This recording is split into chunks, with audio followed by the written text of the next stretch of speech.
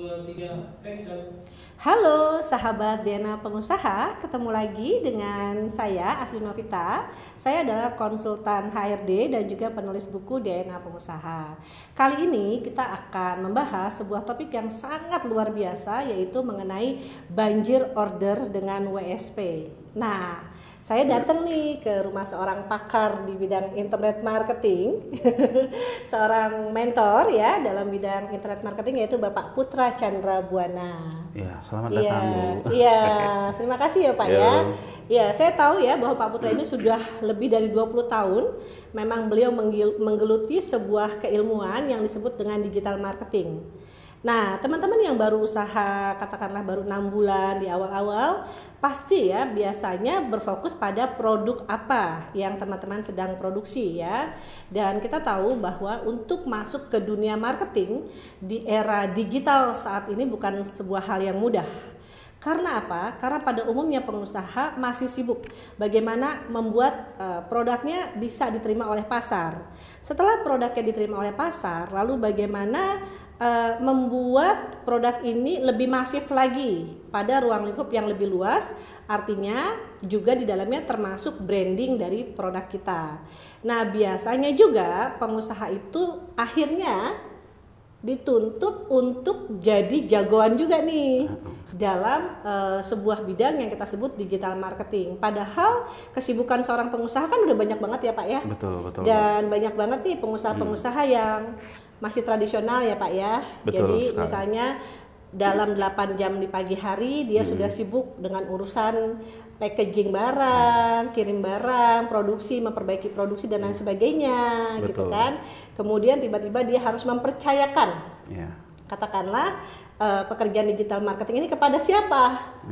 Gitu kan, kepada siapa? Apakah harus punya anak dulu gitu kan, yang bisa handle atau gimana Pak Putra? Nah, Pak Putra sebelumnya kan Pak Putra ini punya background di bidang IT.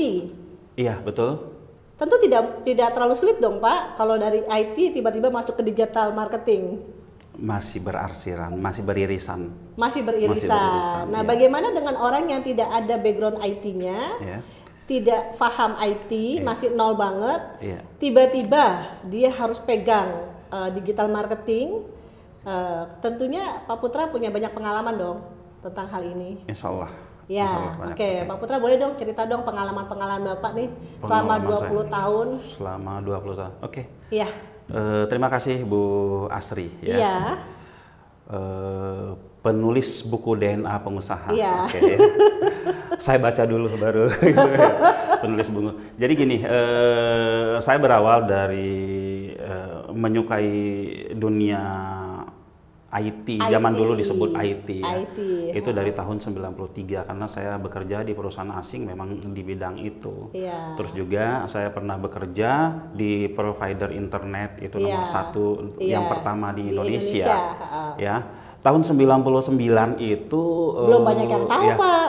Saya bertemu sama seseorang yang saya anggap itu sangat-sangat menjadi inspirasi saya. Ya. Salah satu pakar marketing salah satu pakar marketing dia mengatakan seperti ini pada tahun itu. Di 10 tahun kemudian itu bisnis konten itu akan sangat meledak bisnis konten itu akan sangat meledak ya. Nah, ternyata dan pada saat itu kita diletakkan dalam sebuah divisi namanya business development. Akhirnya kita membuat konsep bisnis konten untuk 10 tahun kemudian gitu. Dan ternyata memang booming ya, memang booming. Iya, dirasakan 5 tahun terakhir ya Pak Putra ya. Dan tahun 99 itu kita udah pernah bikin mesin pencari Indonesia. Mesin pencari Indonesia, lalu kita pernah membuat sebuah program itu berita tentang sepak bola 2002 waktu itu termasuk kalau zaman sekarang kan YouTube, dulu itu real player-nya. Jadi pada saat tahun 2002 itu mungkin belum banyak orang di Indonesia yang tahu search engine optimization. Iya, orang-orang tertentu. Seperti itu ya Pak ya. Jadi keilmuan ini mahal sekali ya pada saat itu ya Pak ya. Nah, Bapak beruntung sekali bisa punya mentor yang memang salah satunya juga dari luar negeri ya Pak ya pada saat itu.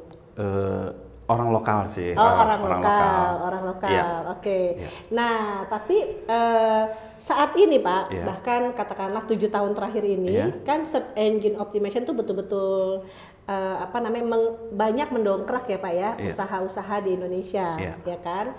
Nah, tapi saya masih bingung nih Pak, apakah semua produk kita itu, entah kita jualan roti, kita jualan bakso, kita jualan baju, apakah itu semua bisa menggunakan search engine optimization, Pak? SEO, oke. Ya, sebelum sampai ke situ saya akan jelaskan dulu bahwa saat ini ya semua bisnis apapun itu wajib punya website. Ya, itu betul, itu sepakat Pak, punya website. Tapi yang beredar di luaran sana itu mereka website di nomor sekian kan, gitu kan. Padahal website itu identitas bisnis mereka, identitas perusahaan mereka. Dan website ini seiring berjalannya waktu ya, dari umurnya itu lama-kelamaan itu akan teroptimasi dengan tersendirinya. Jadi website ini akan menjadi aset ya Pak ya, menjadi aset, buat si pengusaha. Betul. Jadi sama aja kayak kita punya 10 kontrakan, setiap kontrakannya katakan kita dapat 500.000 rupiah per bulan, maka nanti bisa seperti itu Pak. Jadi gini, tergantung kalau kita punya website tentang perusahaan kita sendiri ya, kita harus memikirkan gimana website ini ya bisa ketemu oleh para calon customernya di mesin pencari, pencari Google. Di mesin pencari itu kita sebut adalah perlakuan agar website bisa berada di halaman pertama Google. Itu namanya SEO, Search Engine Optimize, gitu. Betul. Jadi semua bisnis bisa, walaupun sebenarnya ada bisnis-bisnis yang kemungkinannya sangat kecil sekali bisa menggunakan SEO, tapi pada prinsipnya itu semua bisa. Semuanya bisa ya Pak ya. Jadi gini Pak, kan kalau kita ngelihat iklan sosial media pada umumnya kan banjir order itu adalah berasal dari Facebook misalnya. Kemudian ada juga tiba-tiba ada iklan di Instagram, saya banjir order gitu kan. Kita kan nggak tahu prosesnya tuh Pak. Nah, biasanya prosesnya seperti apa sih tuh Pak? Karena gini ya, kan ada era-eranya zaman dulu 10 tahun yang lalu lah ya. Atau 5 tahun yang lalu banjir order masih di Facebook. Website. Banjir order di website. Lalu 2015 ke sini udah mulai Facebook. Bertumbuh IG bertumbuh dan sosmed lain bertumbuh. Akhirnya banyak yang beralih ke sosmed, apalagi ada marketplace ya yang mulai bertumbuh gitu kan. Nah, kenapa sih di Facebook bisa banjir order, di IG bisa banjir order? Sebenarnya yang mereka lakukan itu adalah enggak serta-merta sewaktu mereka beriklan di Facebook langsung banjir order, enggak. Iya, artinya kalau kita punya uang 100.000 rupiah, kita pasang iklan di Instagram, kita pasang iklan di Facebook, itu nggak langsung banjir order. Nggak mungkin banjir order. Banjir order itu terjadi ketika mereka sudah dapatkan winning, lalu mereka scale up. Nah, berarti ada proses ya. Iya, scale up di sini artinya dia menambah budget, dia menambah campaign, dia menambah adset, ya akhirnya ya memang iklan mereka tersebar kemana-mana. Jadi gitu kan. bisa dibilang proses trial and error itu pasti ada ya Pak? Ya, namanya split test. Split test dulu, bakar uang dulu istilahnya bakar uang dulu istilahnya. Waduh, bakar uang dulu ya teman-teman ya. Iya, bahkan bakar uangnya tuh lumayan besar. Serius Pak? Lumayan besar ya. Saya aja dulu bakar uangnya tuh ya lumayan besar lah ya. Tapi setelah dapat winningnya itu ya kita tinggal melenggang. Winningnya itu berupa apa Pak? Berupa kata kunci atau berupa apa Pak? Kalau di Facebook itu ya kita dapat winning. Winning itu ya mungkin berupa, di sini winning kan banyak. Ada winning adset, ada winning ad copy-nya, ada winning landing page-nya, ada winning dan winning keseluruhannya ini ya berupa lead sama closing-nya gitu. Iya. Jadi untuk masuk ke fase ada lead yang bagus gitu ya, untuk sehingga kita bisa memenangkan persaingan itu tadi, ada beberapa proses sebelumnya ya Pak ya. Ada proses itulah yang kita sebut sebagai harus belajar dulu ya Pak ya. Harus punya mentor bahkan ya Pak ya. Iya, tetap harus punya mentor. Kalau enggak ya ya akan lebih panjang lagi proses trial dan errornya ya Pak ya. Bahkan nyungsep loh teman-teman gitu loh. Sayang ya kalau punya uang 50 juta ternyata nyungsep ya hanya untuk proses belajar. Lebih baik bertemu dengan ahlinya ya Pak ya. Terus ada yang ingin saya sampaikan di sini Bu. Di 5 tahun terakhir ini kita kenal banjir order itu dengan sosmed ya. Dengan Facebook, dengan Facebook, Instagram, Marketplace dan lain-lain. Ya. Nah ini kan semua mereka proses. Kalau kita mau banjir order di Facebook seperti yang sudah saya sampaikan tadi, ya tapi ketika kita mau ngomongin banjir order di Marketplace seperti apa? Ya tidak ada di Marketplace itu orang cuma punya satu toko, satu produk langsung dia banjir order tuh tidak ada. Ya. Adanya juga dia punya satu toko dan produknya ribuan. Ada juga dia punya 100 toko ini. Nah, bisakah di website di Google banjir order? Ya bisa, asal scale up juga. Jadi Pak Putra ini ya, beliau itu punya strategi yang tadi saya bilang saya ingin memberikan hadiah nih kepada teman-teman, sebuah hadiah yang luar biasa ya. Jadi Pak Putra ini ingin memudahkan UMKM agar menggunakan cara-cara yang jitu dan praktis ya Pak ya. Betul sekali. Saya pernah dengar juga nih Pak istilah kepung pasar gitu kan. Terus ada lagi sekarang istilahnya Pak Putra adalah web SEO praktis. Nah, pengen dapat dong Pak informasinya Pak. Ya. Web SEO praktis ini dari namanya saja WSP, web SEO praktis. Artinya kalau kita berbicara praktis itu dipakai oleh siapapun bisa. Oh gitu. Ya, orang anak yang umur 15 tahun. 15 tahun bisa, yang masih SD juga bisa. Syaratnya bisa baca, syaratnya bisa nulis. Bisa baca, bisa nulis, seperti kan anak SD aja sekarang sudah bisa posting Facebook ya. Nah, yang seperti itu gitu. Seperti itu. Berarti artinya dari umur 10 tahun udah mulai bisa ya sudah Pak ya? Bisa. Sudah mulai bisa nih teman-teman mungkin yang udah punya bisnis kemudian tiba-tiba punya anak katakanlah umur 12 tahun ingin bantu-bantu orang tuanya dari aspek digital marketing atau website. Jadi sederhananya saya buat kesimpulan bahwa semua pengusaha butuh website. Karena adalah sebuah identitas ya Pak ya. Nah, tapi website itu bukan sekedar pajangan. Pak Putra menyarankan pilihlah WSP. Website yang disebutnya WSP, website SEO praktis. Jadi sudah ada optimasinya mungkin atau bagaimana Pak? Ini agak panjang sedikit saya jelaskan. WSP ya WSP itu adalah website SEO praktis ya, yang pasti ketika kita memposting satu konten itu sudah optimasinya langsung sudah dibaca oleh Google dengan cepat ya Pak ya. Ada sistem yang kita buat di situ yang membuat dia itu sistem-sistem otomatis yang kita buat di situ sehingga website itu bekerja. Nggak perlu diposting ke URL. Nggak perlu mesti setiap hari posting. Kita cukup sekali bekerja satu hari ya, satu hari itu kita luangkan waktu untuk bekerja dengan benar, melakukan tahapan yang kita kasih.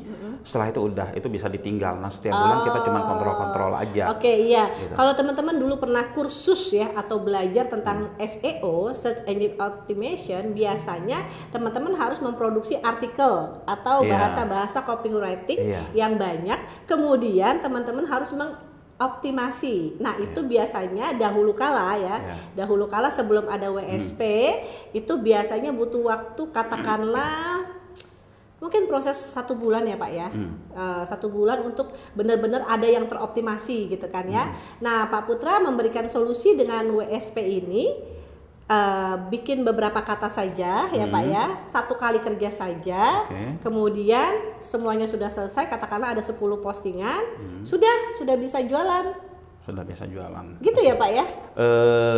Ya seperti itu. Sederhananya begitu ya Pak ya? Sesederhana itu, tapi tetap ini yang namanya SEO itu dilakukan secara organik. Ya, secara organik. Kalau kita berbicara tentang, kan judul kita tadi banjir order ya, banjir order dengan WSP. Apa sih yang harus kita lakukan? Yang harus kita lakukan pertama adalah mengoptimasi satu website tersebut. Hanya satu Pak? Saran terbaik berapa? Setelah satu website ini kita mendapatkan winning itu apa sih? Ya kan pokoknya kalau di website Google. Itu udah masuk halaman 1 Google, udah dapat traffic, ada yang nelpon. Setelah kita mendapat winning di situ, kita duplikat kita gandakan. Nah, ya kita gandakan, kita bikin 2, kita bikin 3, kita bikin, bahkan ada yang mencoba bikin 100.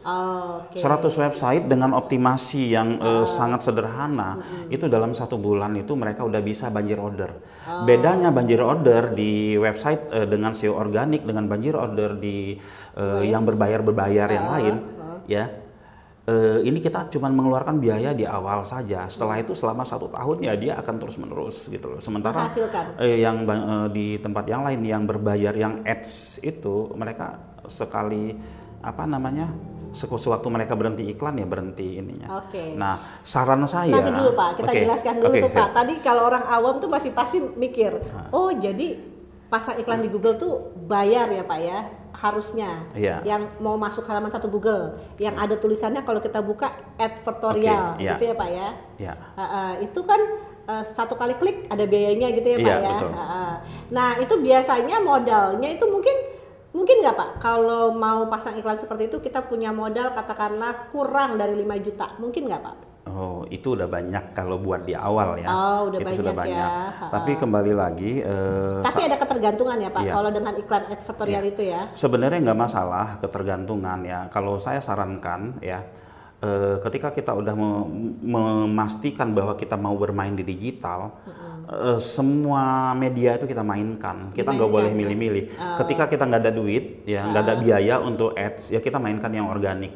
Dan kita ada budget untuk ads, wajib kita ikut ads. Jadi ya, tadi Google yang ads, Pak Facebook Putra ads, jelaskan gitu. adalah yang organik. Yang organik, Jadi teman-teman tetap melakukan 2 hal. Yang organiknya nih tetap kita belajar nih dari Pak Putra hari ini. Ada tools yang luar biasa yang namanya WSP. Jadi kalau pakai WSP ini yang biasanya kita optimasi website kita tuh butuh 1 bulan gitu ya, butuh proses lah katakanlah gitu ya. Sekarang ada solusi dalam 1-2 hari aja postingan kita sudah langsung bisa dibaca oleh Google dan bisa langsung di halaman 1 Google. Tapi ada juga cara yang kedua yang pada umumnya pengusaha-pengusaha yang tidak punya banyak waktu ya Pak ya, kadang-kadang ya lebih suka dengan cara kedua Pak, karena mungkin duitnya cukup ya Pak ya. Jadi dia punya uang 5 juta atau bahkan 3 juta, dia langsung pasang iklan di Google. Tinggal nyuruh staffnya aja ya Pak ya untuk pasang iklan seperti itu. Tapi kan dengan cara yang kedua ini kita ada ketergantungan. Secara finansial harus siap terus gitu kan. Nah, sementara dalam proses optimasi tersebut ada kemungkinan juga gagal ya Pak ya. Segmentasinya. Enggak ya boncos istilahnya boncos lah istilah ya. Sekarang itu boncos. Nah misalnya teman-teman tadi udah pilih cara yang kedua dengan iklan advertorial dengan Google boncos, maka pastinya teman-teman akan mencari solusi bagaimana ya supaya saya dapat mentor yang luar biasa yang bisa mengajarkan saya SEO yang organik saja.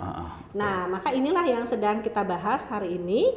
Teman-teman bisa mengikuti program WSP ya. Informasi lain dong Pak dengan WSP ini? Ya, kebetulan kita punya program. Program ini cita-cita saya ini untuk Indonesia ya. Kita untuk Indonesia. Kalau kita ngomong Indonesia artinya mulai dari diri pribadi masing-masing gitu ya. Nah kita ada program namanya Ternak Web. Ternak website. Kita ada nama program Ternak Web. Ternak website ini apa sih ya? Mungkin orang selama ini kalau udah memikirkan tentang berbicara tentang ternak, yang kepikiran sama mereka itu adalah kambing, sapi gitu kan. Iya, betul. Karena itu aset ya. Iya, aset. Kalau kambing, sapi dan lain-lain itu ketika sudah besar mereka jual, udah mereka nggak dapat uang lagi gitu. Gitu. Tapi kalau ternak website ini adalah aset digital yang ketika dia udah besar ini bisa disewakan, sama dengan kita punya kontrakan.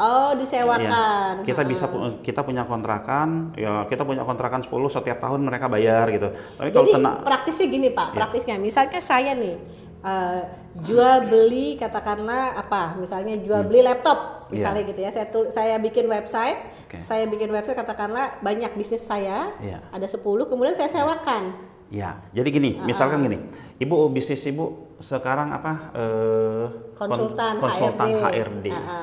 Dan konsultan HRD itu ibu optimasi ya. Ibu di ternak website ini ada dua ternak yang kita mainkan.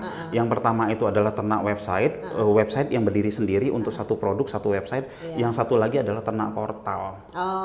Ternak portal ini yang pertama kali yang kita sarankan harus ternak portal ya. Misalnya ibu punya usaha ibu adalah konsultan HRD. Turunan dari konsultan HRD, misalkan jualan buku, motivasi, terus coaching apa dan lain-lain itu kita para peternak ini kita suruh cari 20 kategori yang sesuai dengan turunan bisnismu.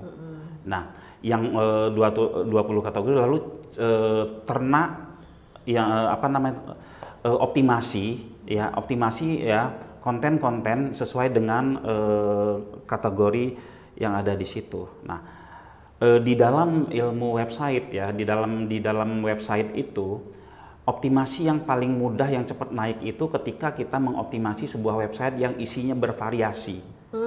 Kenapa kita sebut ternak portal? Makanya harus pakai portal dulu ya Pak. Nah, jadi kalau kita punya 20 kategori, ada 20 bisnis tetangga kita, bisnis saudara kita, bisnis bisnis orang-orang terdekat kita, atau bisnis-bisnis yang sudah kita riset, kita masukkan ke dalam yang 20 ini. Ketika website ini website ini sudah teroptimasi dengan baik, impresinya udah dapet, trafficnya udah dapat, leadnya sudah dapat, kita bisa bekerja sama dengan masing-masing perusahaan ini. Di samping itu bisnis kita sendiri pun teroptimasi dengan baik. Oke. Ya karena bisnis kita ada di dalam situ. Di dalam situ juga ya. Kan. Nah itu setelah mereka berhasil di sini, mereka ternak website yang per kategori ini dijadikan masing-masing ini. Iya. Nah keuntungan bagi si peternak ini adalah yang pertama, selain dia dapat biaya sewa. Untuk yang portal ini per masing-masing dia juga dapat ini bisnisnya recurring. Setiap tahun kan harus perpanjangan. Iya. Setiap tahun harus perpanjangan. Nah, dia berternak untuk jangka waktu yang panjang. Artinya gini, kita mengeluarkan aset untuk membeli portal tadi dan website tadi ya Pak ya. Katakanlah biayanya anggaplah 300.000. 300.000 kali 20 ya Pak ya. Itu hanya 300.000 aja untuk 20 kategori itu. Murah sekali. Iya, karena kan ini kita berbicara tentang UMKM. Ini nanti ada urut-urutannya ke UMKM. Oke. Jadi nggak terlalu mahal ya Pak nggak terlalu mahal ya. Jadi yang saya sebut tadi ada 20 produk si UMKM A, UMKM B, tetangga kita, saudara kita, dan ini kita optimasi.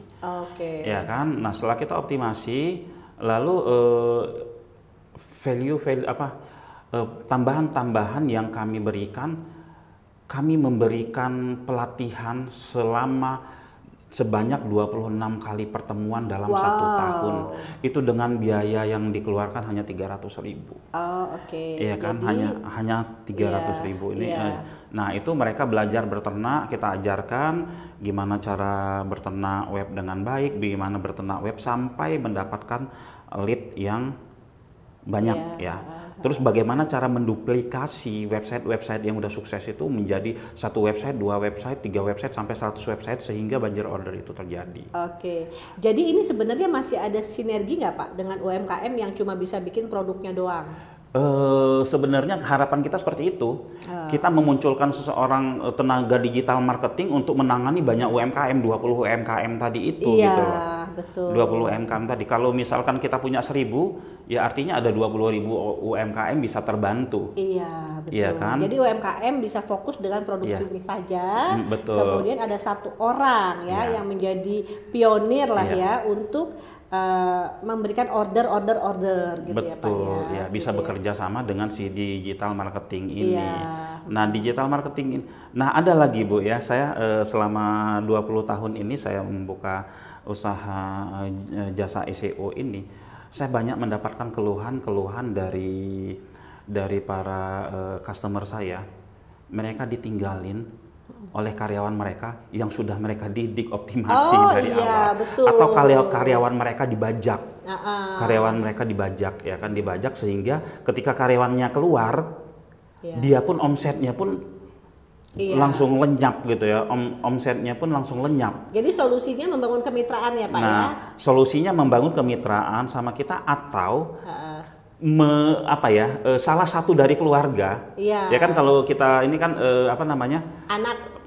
Untuk digital marketing itu harus ada dari keluarga. Untuk finansial juga harus ada dari orang-orang yang terdekat finance ya. Terus ada. Nah, digital marketing itu ya anaknya lah ya. Karena digital marketing ini seperti hobi ya, seperti hobi, dia di depan laptop posting apa dan lain. Kalau anaknya bisa optimasi atau bisa digital marketing, bisa membantu usaha anaknya. Nah, seorang anak muda, anak milenial jago digital marketing, itu dia kemungkinan kalau dia bekerja gajinya besar. Kalaupun dia nggak mau bekerja, dia akan jadi mitra. Iya. Dengan perusahaan. Nah, posisi tawarnya tinggi. Bapak udah mencetak berapa orang anak muda digital marketing nih, Pak? Sudah nggak kehitung, mungkin ribuan kali ya. Ribuan ya. Iya, sudah nggak kehitung. Dan Bapak sudah punya lebih dari 10.000 website ya, Pak ya? Pernah membuat saya sudah pernah membuat ada kali ada 10.000, hampir 20.000 website. 20.000 website dengan tim ya, dengan tim. Itu ya kira-kira Pak, seperti kalau ada anak muda nih katakanlah pengen berguru nih sama Bapak nih, dari daerah mana lah gitu ya Pak, dari Padang atau dari Medan gitu. Kira-kira gimana Pak? Bapak masih welcome nggak nih? Bapak kan sudah mencetak banyak banget nih anak-anak muda digital marketing nih di Indonesia. Bapak masih mau nggak menerima mereka nih Pak? Kita kan ada program baru Bu, Boom Reborn. Oh ada. Boom Reborn itu ya? Yang biasanya kan kita tampung, kita offline, mereka 6 bulan belajar terus gratis selama 6 bulan. Tapi karena sekarang ini pandemi, ada media Zoom, akhirnya Boom Reborn itu ya lewat Zoom aja gitu loh. Tapi udah mulai dibuka atau akan dibuka? Baru akan, saya lagi bikin tim yang bantuin saya. Oke, jadi masih bisa daftar ya Pak ya? Masih bisa daftar ya. Nah harapannya juga seperti itu, anak-anak muda ini. Nanti 6 bulan Pak dididiknya? Kalau ini enggak, ini 1 bulan itu sudah, cuman bedanya sama yang dulu itu kan dulu kan ada dicampur sama belajar ngajinya, belajar karena kan pesantren bisnis. Ya. Boom itu singkatan kepanjangannya berbagi untuk muslim. Ya, berbagi untuk muslim. Jadi kalau sekarang ini pure itu kita berbicara tentang SEO, kita berbicara tentang Facebook, kita berbicara tentang marketplace. Kan kita ngomong digital marketing. Oke, kalau udah umur 40 tahun Pak, boleh ikut nggak? Sebenarnya yang kita males itu ya, sering bentrok yang ya kan kita ngadain. Saya tuh pingin itu ya nanti ya murid-murid itu disiplin. Kalau kita bilang kita semua jam 6 pagi Zoom sampai jam 9. Hadir semua di situ. Tapi kalau dia udah berkeluarga ya mungkin gitu. Bentrok dengan yang lain-lain. Mungkin yang udah umur 40 tahun ikut kelas-kelas ternak website aja. Jadi kalau Anda sudah usia 40 tahun ada kelas ternak website atau WSP tadi. Tapi kalau Anda masih umur 18 tahun, 25 tahun, boleh ikut yang Boom ya Pak ya? Boom ikut Boom itu gratis. Iya, gratis. Boom itu gratis, kita belajarnya setiap hari. Kalau ada 1.000 orang daftar gimana nih Pak? Kan lewat Zoom. Bapak mau terima? Iya. Oh, tetap. Kan lewat Zoom. Zoom 300 Pak. Iya. Zoom 300 kan ada yang 500 ya. Nah, terus paling biaya-biayanya nanti ya akan di-cover sama ini. Paling nanti si mereka peserta ini kan karena kita ada materi website, ya paling harus beli website itu juga cuma 300.000 gitu kan. Selebihnya untuk biaya pembelajaran 1 bulan itu gratis. Jadi emak-emak nih kalau lagi ada anak-anak yang umur 18 tahun boleh nih segera nih. Daftarkan anak-anaknya boleh ya Pak ya? Boleh. Jadi kayaknya kita merembet-rembet kemana-mana ini Bu. Luar biasa banget ya kiprahnya Pak Putra ini luar biasa. Jadi tadi yang terakhir itu emang kiprah beliau ya. Jadi beliau pernah semacam bikin pesantren bisnis untuk anak-anak umur 18 sampai 25 tahun.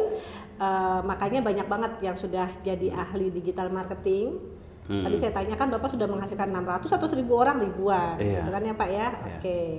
Nah, jadi hari ini kita udah dapat banyak ilmu nih Pak ya dari Bapak, luar biasa. Ternyata banjir order itu bukan hanya melalui Facebook, tapi juga bisa melalui WSP. WSP itu adalah website SEO praktis.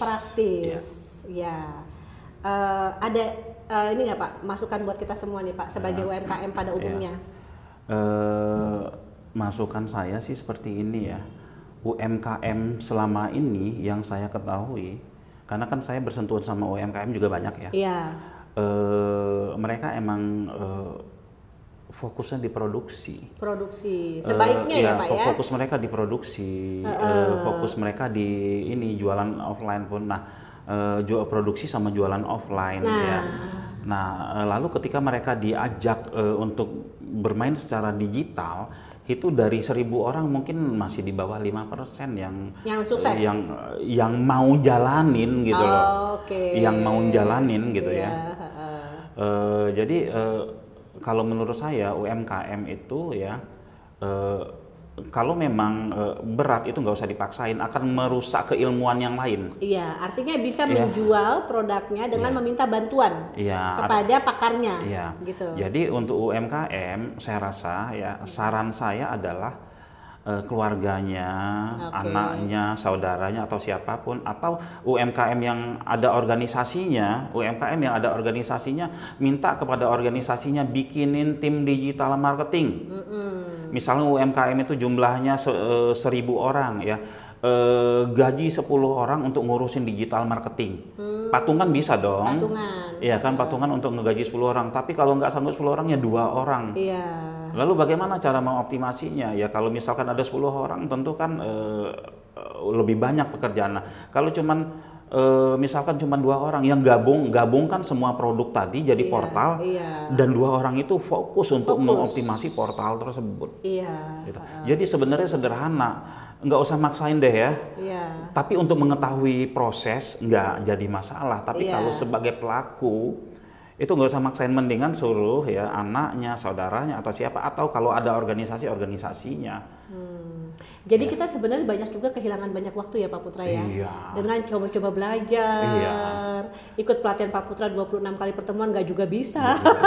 Saya ngalamin Bu, saya ngalamin itu, saya dibayar, saya waktu itu ada kalau total itu ada 1.700.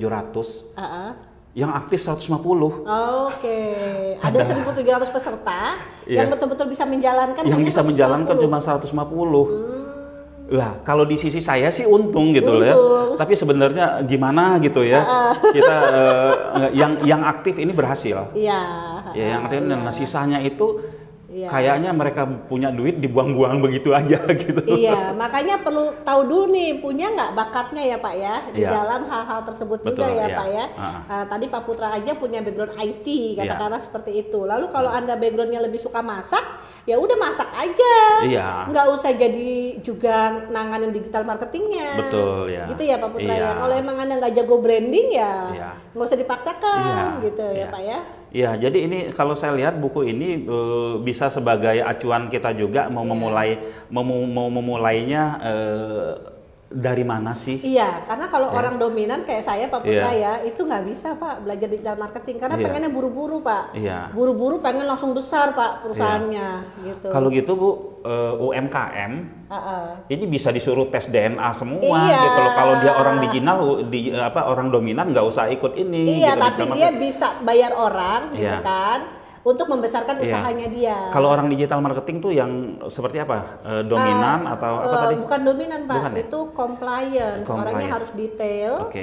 Boleh steadiness, jadi compliance dan steadiness. Jadi steadiness-nya bikin dia tenang Pak, tenang di depan komputer berjam-jam. Karena dia prosedural. Nah kalau yang orang compliance kan dia orangnya detail. Itu dua karakter itu. Dan biasanya kadang-kadang orang dua itu jumlahnya banyak banget Pak di Indonesia. Tapi mereka juga bukan orang-orang yang siap untuk jadi pengusaha Pak. Karena kalau pengusaha itu kan suka ngambil resiko. Nah sebenarnya mereka ini bukan tipe pengambil resiko. Jadi ketika mereka harus belajar SEO, mereka harus masukin kata kunci, nyari kata kunci, mereka nggak ada masalah. Itu lebih nyaman buat mereka Pak sebetulnya gitu. Saya rasa begitu. Sekarang saya ganti bertanya nih Bu. Tadi kan Ibu sebagai apa? Penulis buku DNA. Enggak, sebagai dominan. Enggak. Saya yang sekarang bertanya, Ibu kan menulis buku DNA ini ya. Saya udah pernah ngetes juga sih ya. Banyak yang sesuai dengan saya. Nah, sekarang ini kira-kira harus nggak sih UMKM itu mundur ke belakang ya, untuk ngecek sebenarnya dia cocok atau tidak. Nggak harus mundur, Pak. Nggak harus mundur. Kan kalau kita ngomongin, oh saya cocok nggak jadi pengusaha, sementara dia sekarang udah jadi pengusaha gitu nggak ya. harus mundur, Pak. Malah di dalam buku ini kan ada bab 8, ada bab 9, ada juga bab 7. Nggak harus mundur sebetulnya. Kalau yang sudah terlanjur bisnis jadi pengusaha, tapi sebenarnya di DNA-nya dia nggak cocok tuh jadi pengusaha. Ada, Pak, solusinya. Apa itu solusinya, Bu? Solusi jika memiliki bisnis yang tidak cocok, bab 8. Berjuang dengan beradaptasi. Oke, di sini ada dituliskan semua ada ya. Mencari mitra bisnis. Yang ketiga, membantu bisnis baru dan tetap menjalankan yang lama. Oke, sip. Sebenarnya ya ini dibutuhkan. Saya bisa ngebayangin, Bu, kalau UMKM sadar tentang pentingnya dari buku DNA pengusaha ini, saya rasa seluruh UMKM Indonesia ini beli ini, Bu. Iya, harusnya. Soalnya gini, Pak, misalnya nih dia bakatnya katakanlah seperti kita sebutlah salah satu YouTuber kita. Misalnya kita tahu sekarang ada Raffi Ahmad yang masuk ke YouTube kan, akhirnya kan gitu. Nah itu kan dia nggak mungkin, Pak, masak gitu kan, jadi juru masak kan nggak mungkin. Bisnisnya kan bukan itu, nggak cocok sama DNA-nya dia, ya kan. Maka dia bagusnya presenter, ya kan, entertainment gitu kan. Nah kalau Raffi Ahmad juga yang meng-SEO-kan dia bisnisnya, kan nggak mungkin juga, Pak. Iya. Kebayang nggak sih?